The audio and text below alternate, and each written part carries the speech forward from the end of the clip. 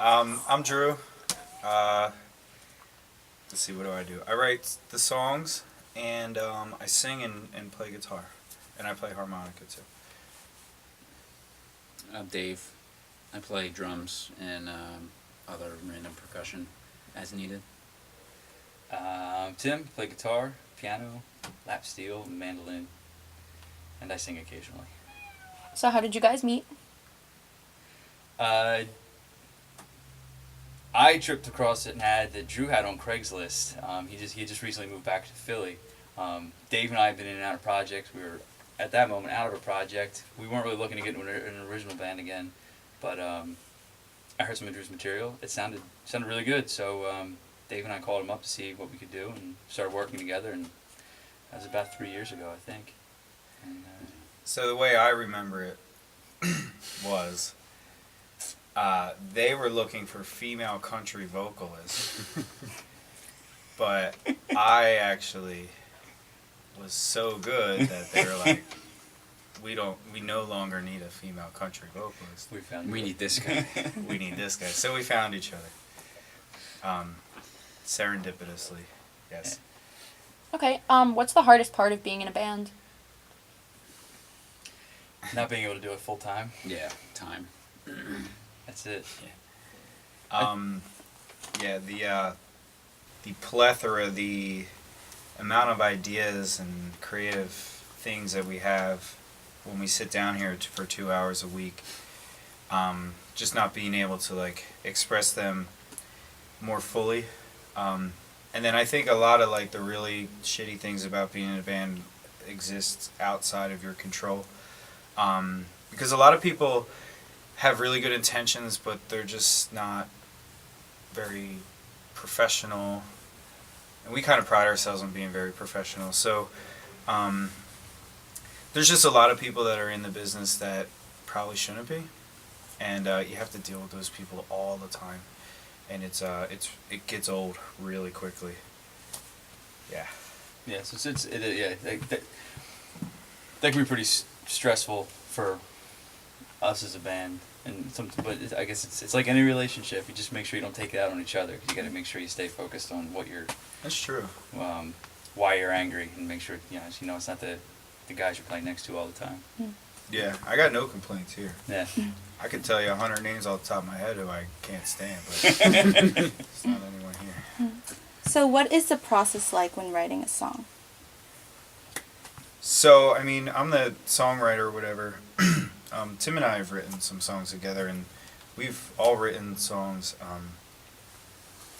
together as well. But, I mean, my process is like, I've been doing this for some time now, so like I'm starting to learn my process pretty well. So whenever I know, whenever I'm feeling something, like I'll record it on like my iPad or my phone or something like that, jot down the chords, and I'll really go after like that, the melody or the changes, the just how I want it to sound, and then I'll build that first, and then usually that's when, like, if I feel excited about something, I'll bring it to these guys, and usually like in the beginning of practice or like in the middle of practice, I'll just play it, something like that, and we'll all start putting it together as a band. And then like somewhere down the line, lyrics start to fall into place. I'll just try to like, sometimes it'll all just come out, 5 minutes, boom, song. Sometimes I'm like really, one thing I really do, it's like my new notebook. I just have all these drafts in my Gmail account. I have like 99 drafts in my Gmail account, which are just like lyrics. So I'll go back in there and I'll like pick stuff out. I'll copy and paste stuff and put stuff together like that. So and I found that just being as flexible as possible, and really not really having like any rules involved, just kind of like just doing it, I don't want to say organically because that's like really lame, but like it shouldn't be too difficult and it shouldn't be forced. It really should be kind of like a flowing type of like process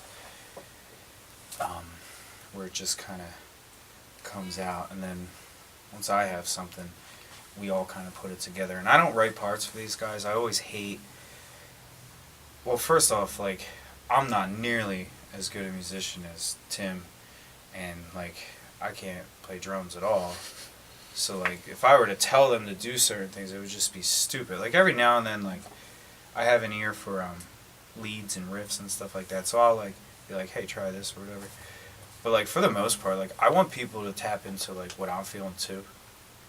And I think that really makes like a really strong, that makes for like a much stronger sound, you know, as opposed to just like giving everyone their charts and stuff like that.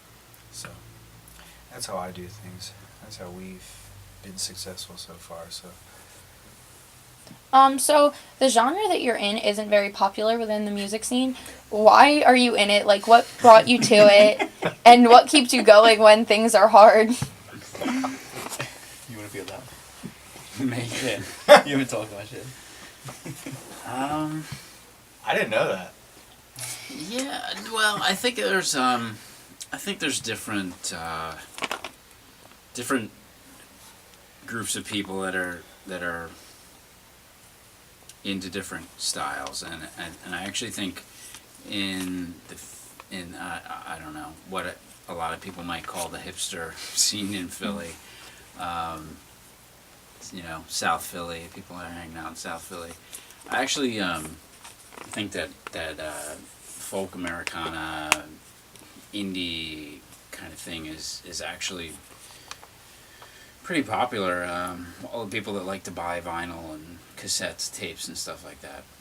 I'm throwing out a lot of stereotypes, but no, I think that there is kind of a market out there for it, and there are people that are digging it. I know a lot of the bands that we've played with, or that we consider ourselves in the same genre, are doing pretty well right now. So I would say a lot of what Dave's referring to is a little more of a hybridization of like the folk Americana sound. We're a little more straightforward when it comes to that. We're a little more like, a little less, I guess, contemporary, and a little more like nostalgic, yeah, perhaps. So I think that's what you were getting at with your question. Yeah. That yeah, we're not necessarily contemporary or pop, but Yeah. And like Philly right now, like the whole scene is kind of dominated by like dudes who sing and play like ridiculous lead guitar. So giants are, and my heroes are Kurt Vile, War on Drugs, Adam from War on Drugs, and Purling Hiss. And these are guys who write the songs, sing the songs, and then like rip all the solos. Yeah, but War on Drugs plays. What is it? Budweiser. Budweiser beer leads. commercial leads. Beer commercial leads. According to Yeah, Sun yeah. Kilmoon, you dick. Sun Kilmoon can, Whatever. he can take his PR stunts and shove it. Anyway, so like, I can't do that, but that's why I have Tim. So, I like to think my lyrics are a little better. No, the other part of your question was kind of why we chose this genre. Yeah. How'd you get into it? And I would say that a lot of it, for me, I mean, Drew can probably speak to this because he's the one that writes the songs, but it kind of just goes back to the whole like analog DIY kind of bare bones roots kind of thing. That's, you know, a lot of times we refer to ourselves as honest rock. It's just kind of like who we are. It's, what you see is what you get. Okay, what are you expecting to come out of the whole analog recording process? Do you think it's going to be entirely different and change your sound, or do you think it's going to be the same sound just with a twist to it? I think our sincere hope is that we're able to capture something we haven't been able to capture on through anything digital. And again, not that there's anything wrong with digital, but because we might use it to some extent, but there's always been something that we can't put our finger on with digital. And we've recorded a lot. I mean, you know, not even in this project, in other projects we've been in. It's kind of weird. the age we are, we came into digital. Like we had cassette tapes when we were younger, and when we were getting our first CD, and so we grew up with digital. And to listen back to some of the stuff that we've recorded over the last few years in different projects, and even in this project, they sound good. They really do. This is something we've never been able to capture, and we're hoping that the more we talked about, hey, what albums do we really like? They all, at the heart and soul of them all, even if there was some digital mastering at the end or digital layering with other tracks, the heart and soul of it's always been a live band in a room with a tape.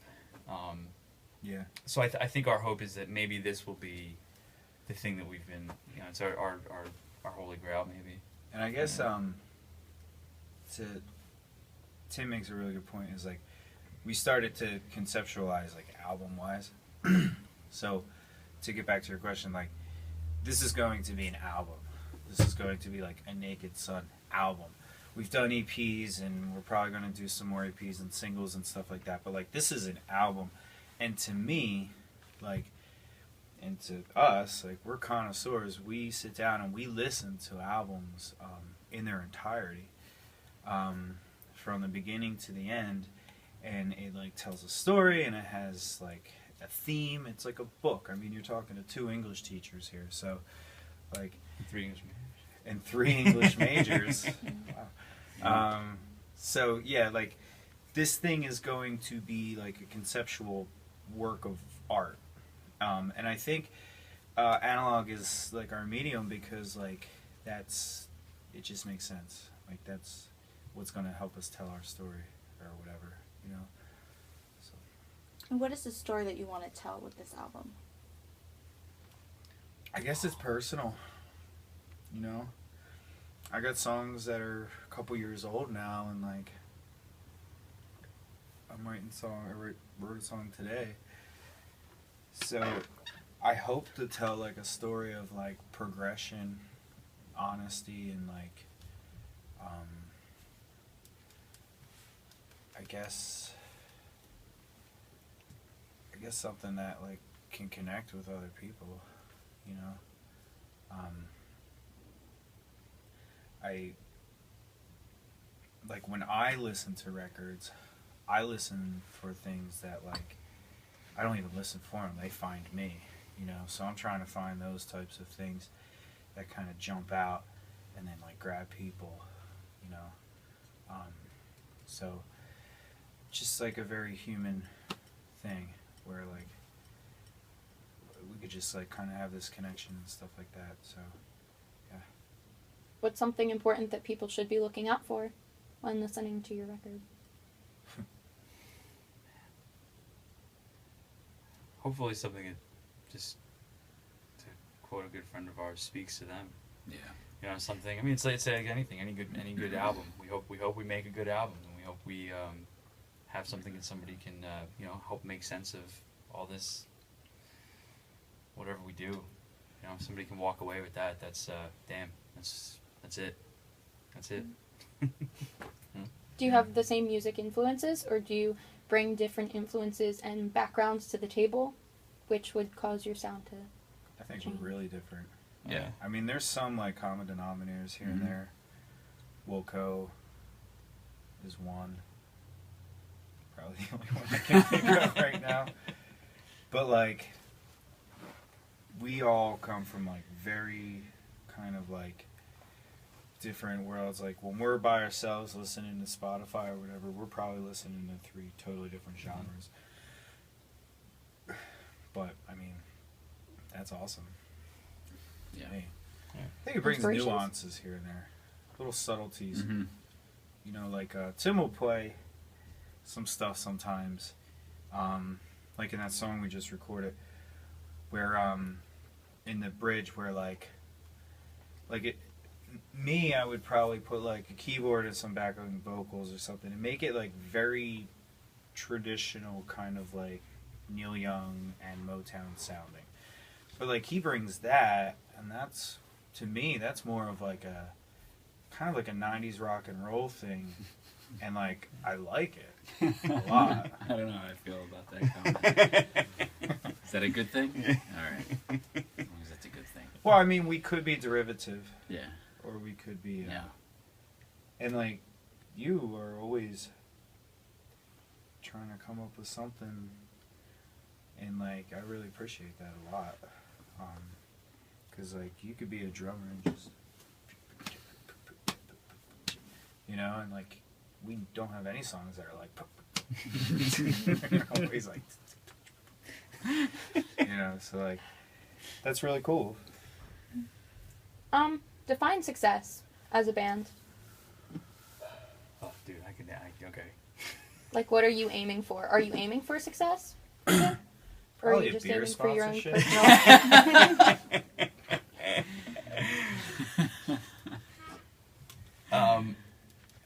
Yeah. I don't know if I can speak for these guys, but I had a buddy of mine years ago who put it way more eloquently than I could, which is I'd love to be the guy who wrote "Mary Had a Little Lamb."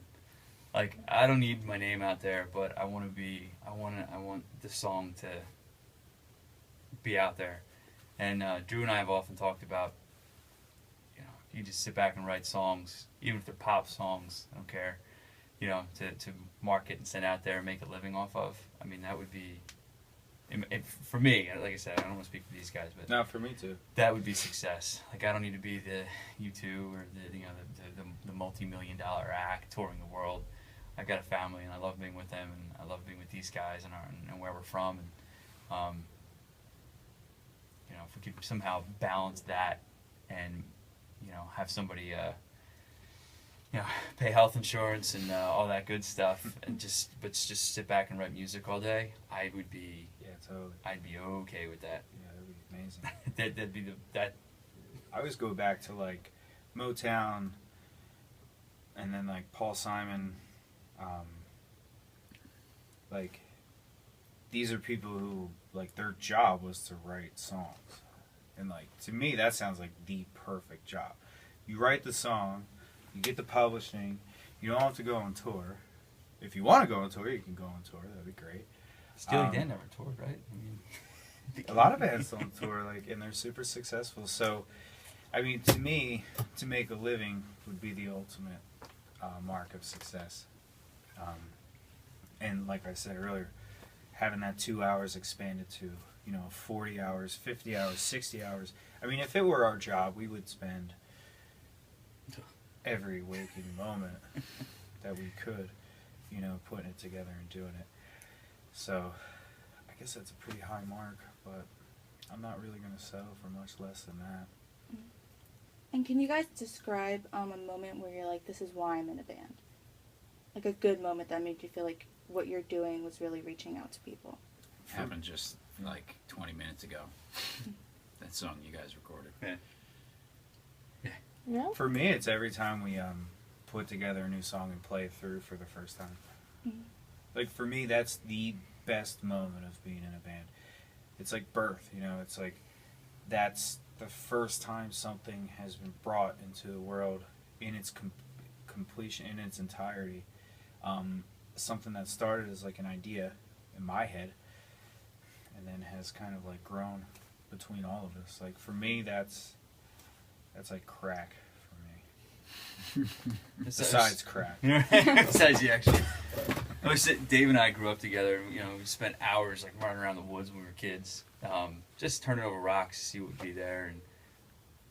And the older we get, this is very much. I mean, I've talked to you about that before. This is that for us. I think just that sense of discovery and feeling alive, and that anticipation.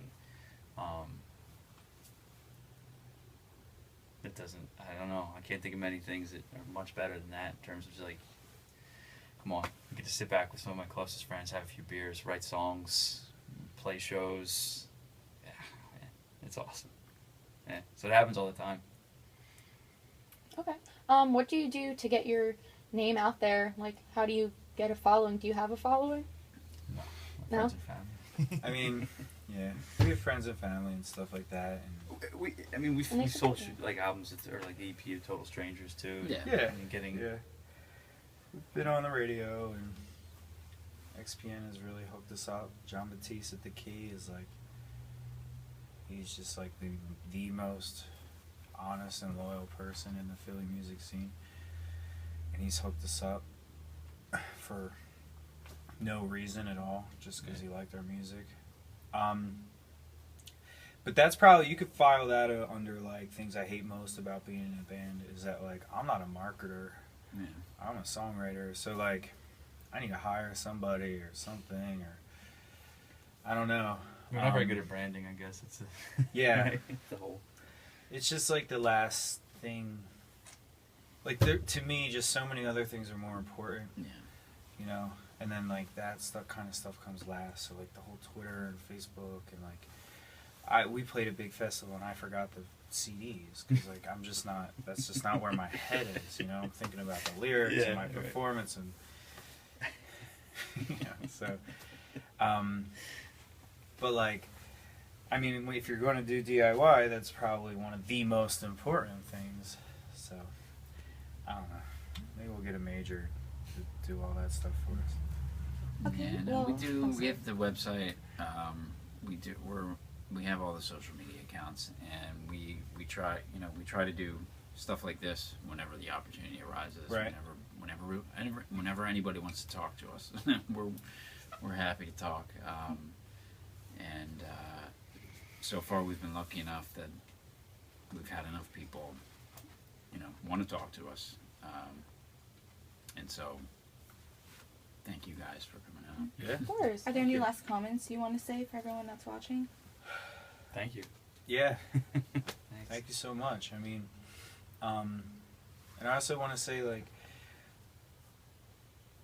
I hate when I hear people say, like, there's really shitty music nowadays, because that's not true.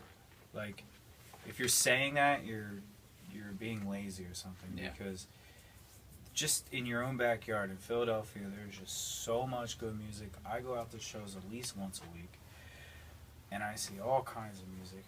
You know what I mean? So like, you gotta support it, and it feeds your soul. Like, it really does. And so whenever you need that, you know, go out, see a show, pay the cover, go see the first band, and sit there and like, you know, enjoy it, because you are part of it too.